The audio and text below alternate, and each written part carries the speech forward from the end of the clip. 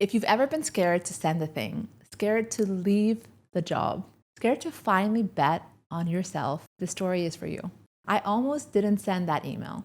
I had just got certified as a coach.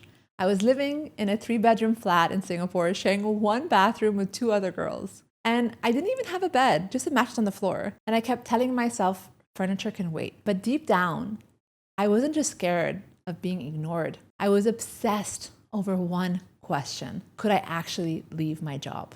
I sat cross-legged, laptop on my thighs, sweating over one draft. What if no one replies? What if it's embarrassing? What if this dream dies before it even starts? But something in me said, send it anyway. So I took a deep breath in and I did. And that one email led to 3 clients. Not high ticket, not life-changing on paper. Each one paid me $300. And when I told a friend, she did the math and said, Yasmin, you would make more money flipping burgers at McDonald's. And she wasn't wrong, but I didn't care. It wasn't about the money. It was about proof. I needed proof that I could do this, that I could leave, and that I wasn't crazy to want more. Now, after losing my dad the year before, I just didn't want to waste another year living in my life in regret. That one act of courage, it didn't just start a business. It became the seed for 3 businesses. Today, I've made millions. I've sold a company, and now I get to help founders who are exactly where I was. Talented, driven, stuck, waiting to feel ready. The truth? Confidence didn't build this. Courage did. If you've ever waited to feel confident making your next power move, this episode is going to speak directly to the part of you that's tired of waiting. What you're going to walk away with is you're going to walk away today and how to spot what shifts you need to do most. Now, if you are a business owner that's service-based and looking to scale, but it feels foggy and heavy, or you feel like this grind is exhausting for you, this episode's for you. If you're new here, welcome. I'm Yasmin, founder of Smooth Sailing. I help coaches, consultants, and service business owners scale with systems and sanity without burning out your team or your body. If you've been sailing with me for a while, welcome back. Let's dive in. You'll learn why confidence isn't what you need to build a sustainable business, and what actually does, and how to find clarity even when the next step isn't the most obvious, and what you have to shift in your mindset to unlock the growth without the burnout. And more importantly, how to lead with courage, especially when confidence flickers. This isn't only about making money. It's about building a business and a life that you won't regret. There are 3 foundational ideas that will anchor in this episode, and each one is a permission slip. And I want to be the one who stamps it for you and reminds you that you get to have permission any day, and how courage leads to clarity, not the other way. And the cost of waiting until you feel ready, that's very expensive. And a simple nervous system practice to make you feel more comfortable and to make you feel less afraid. I'm going to also share with you my courage compass and a 5-minute courage habit you can try today.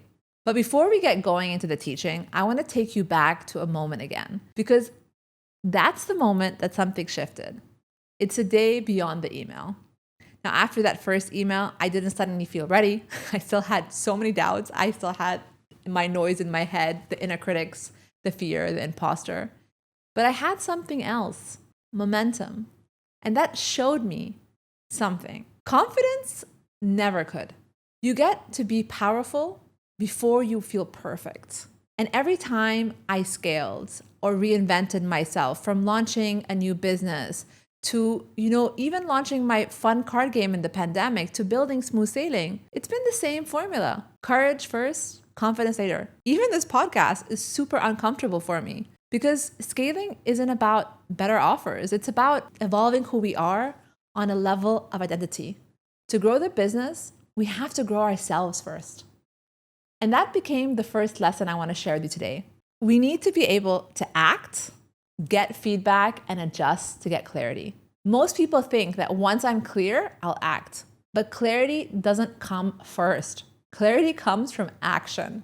So let's get real for a second. What keeps us from acting isn't laziness, isn't because we are procrastinators. It's because our nervous system is overloaded. We don't see data.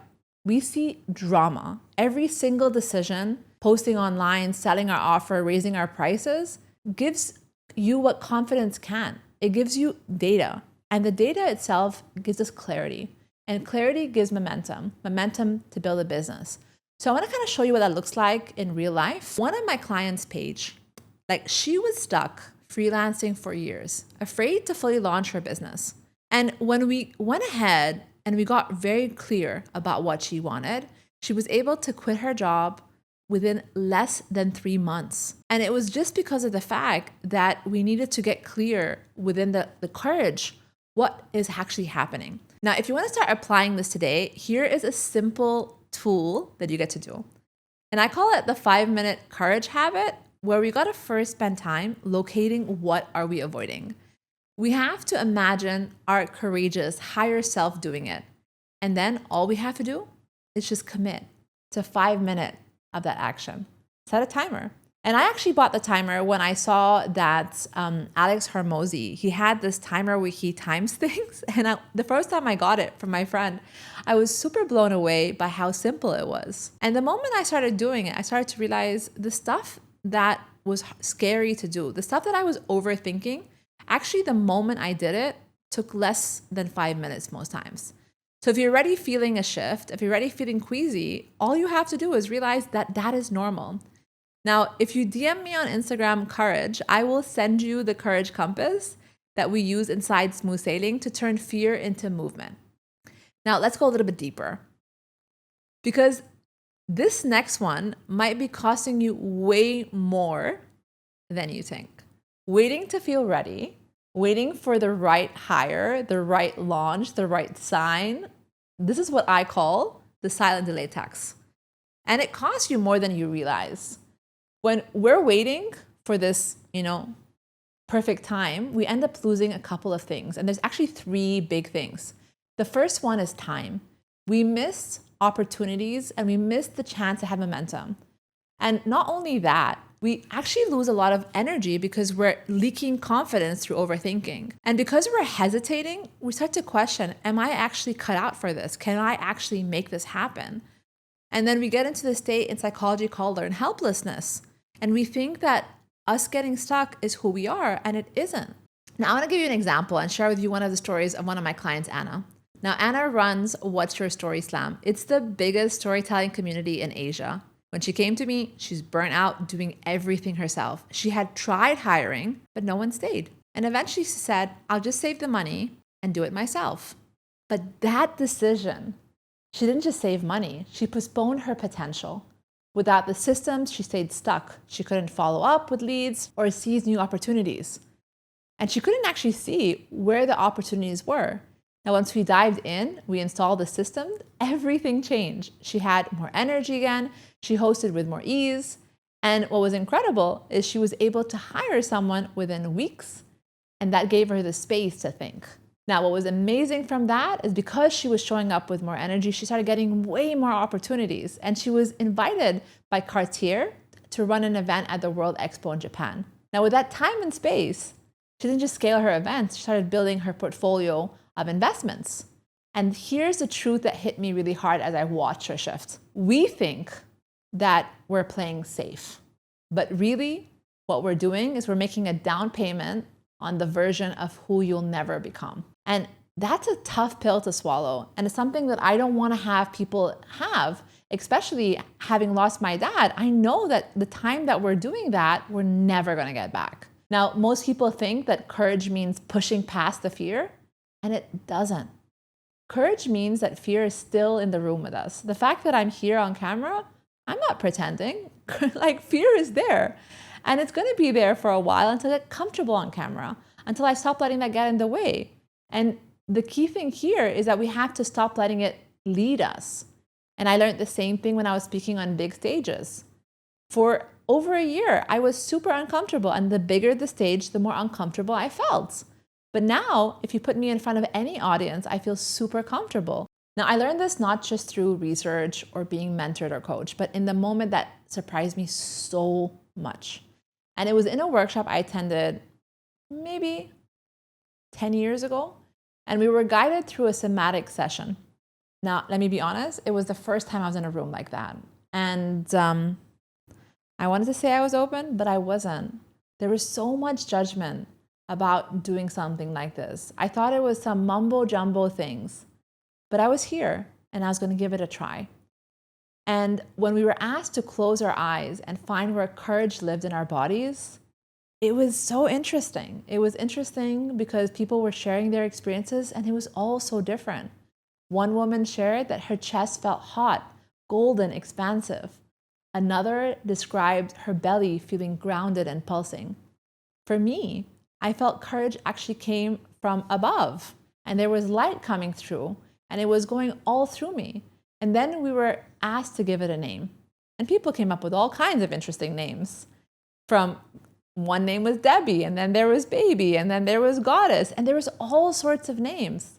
And as I heard them, and I sat with the name that I thought of, which was my aunt's name, that name became more than a label.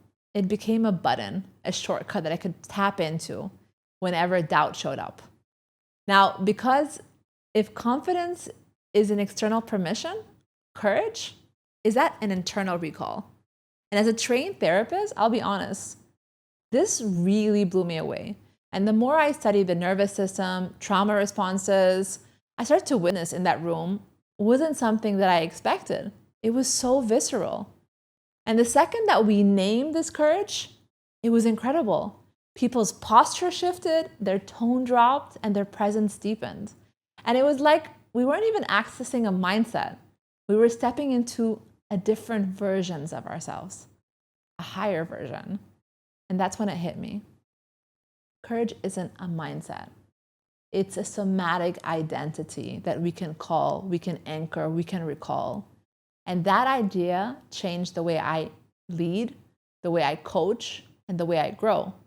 So how does this apply to you in your business right now? Well, the practice I give you is something that a lot of my clients will do before a move, when they're pitching an offer that isn't quite ready yet, when they're recording a video without overthinking, when they're hiring their first VA or hiring their first real full-time person, when they're renting out spaces or increasing or taking out a loan to buy another business.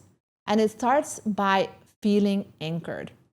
Now, if you want to build this into your leadership, we have to first find out, where is the courage in your body? You got to give it a name, give it a shape, a color, a voice, and picture it expanding. And when we call it the next time that fear, comes up, and believe me, it's coming, it isn't about faking it. It's about remembering who we truly are. Because if you think about it as a baby, think about how much courage you had anyway. You would ask for things without questioning. You never needed permission. You got what you wanted most of the time because you weren't afraid to ask. And this is where courage is not a personality trait. It's a repeatable system where we need to anchor who it is we are on the inside. We have to act that out, and we need to adjust what needs to happen. Because when we lead this way, we stop waiting to feel ready. We start moving with grounded energy. And that's really powerful energy. So if this is hitting home for you, if it's resonating, and you want to take us a bit deeper, this is exactly what we do in the Most Dating program. In our program, we install the systems that help you scale without the spiral. And we look at the nervous system and how it regulates with your business structure so that your company can grow without burning you out. And if you want to lead like a captain and not like a chaos manager, this is a space where we get to build that version of you. And it's super exciting. Now, let me pull this all together with a metaphor that helps it land a bit more. You can have the best offer, the best team, the most amazing brand, but if your inner compass is spinning, you will still drift. Courage is your nervous system GPS. Strategy sets direction, and regulation keeps you on course. Because just like you're in the ocean, the seas are coming, the storms are coming, the waves are coming, and your systems, they'll catch the wind to help you move a lot faster. Now, if you're ready to turn this insight into action, here is your treasure work for this week. What are you delaying while waiting for confidence? The more you sit with understanding what's it costing you, you start to realize, wow, what am I wasting? What life am I not living? What would my life look like if I stayed this way for 1, for 2, for 5 more years, waiting for confidence. And that, my friends, becomes the key thing, is how do we regulate ourselves? How do we show up for ourselves? How do we do things and honor the fear that's there? And that becomes such a powerful system in how we lead and how we show up.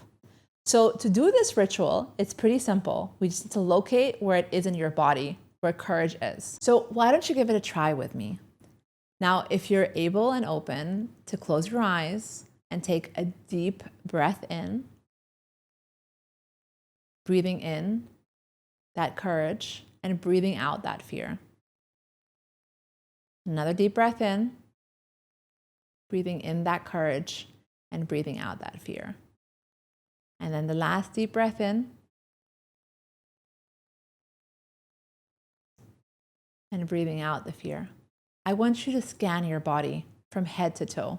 I want you to look at your crown, at your throat, at your chest, at the root chakra and all the way down. And I want you to think, where is courage in your body?